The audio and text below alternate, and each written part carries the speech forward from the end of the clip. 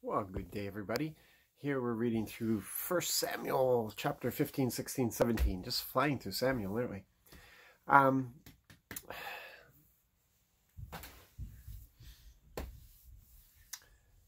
when we consider that the Lord gave Saul a new heart so that he would be have capacity to be king.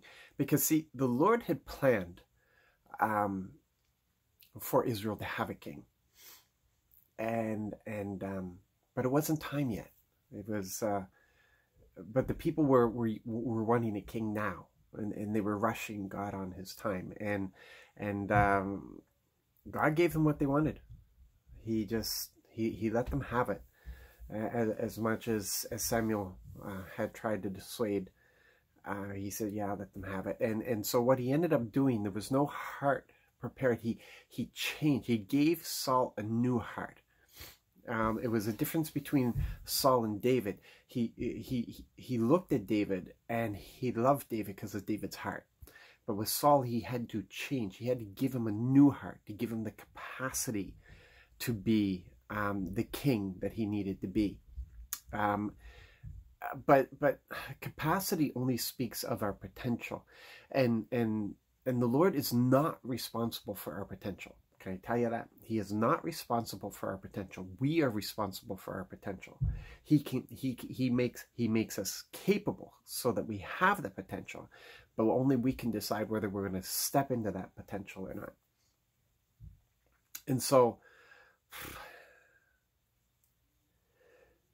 Saul failed to do it. He failed. He continued to act like he did before his heart was changed. And it was all really about Saul, and it was about what he thought. And even though he was given direction, even though he was told specifically what to do, there was failure on his part. He was supposed to wipe out the Amalekites. He was supposed to kill the Amalekite king. He was supposed to destroy everything. They were all under the ban. He was supposed to destroy everything. And Saul, in his thinking, whether he was lying or whether it was the truth, it didn't matter.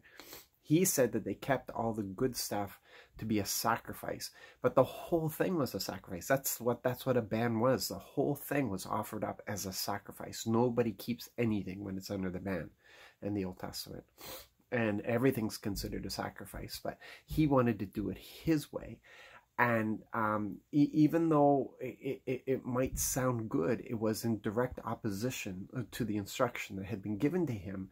And so he's told that obedience is better than sacrifice.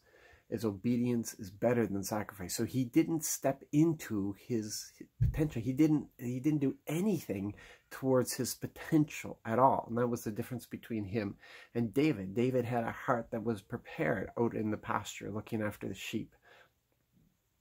And Saul didn't. And Saul's heart was transformed, and he wasn't ready, and he didn't move into that, and it ended up to be just a terrible situation for Saul. And yeah, and so when we look at this, it really is something for us to consider in our relationship, that we understand that obedience is a relationship thing. And we may do all kinds of things as sacrifice. We may give up all kinds of things. But if that's not what the Lord is asking us to do, then it really is not any good, because it's not an expression of love. Because obedience is an expression of love, and what we're doing is what we think is best, and acting as if we know what's better than what the Lord is saying. And that's not a good place to be at all. So a lot of people are running around doing their own thing, thinking that they're honoring the Lord and sacrificing great things that he never asked sacrifice for, and yet not walking in obedience in the things that he's called them to be obedient in. And we should hear what was said to Saul, that obedience is better than sacrifice. So that's something to keep in mind. we need to constantly be seeking his face and seeking his counsel and running after him and being in that place of intimacy, and then we will know his will, because we do have the mind of Christ.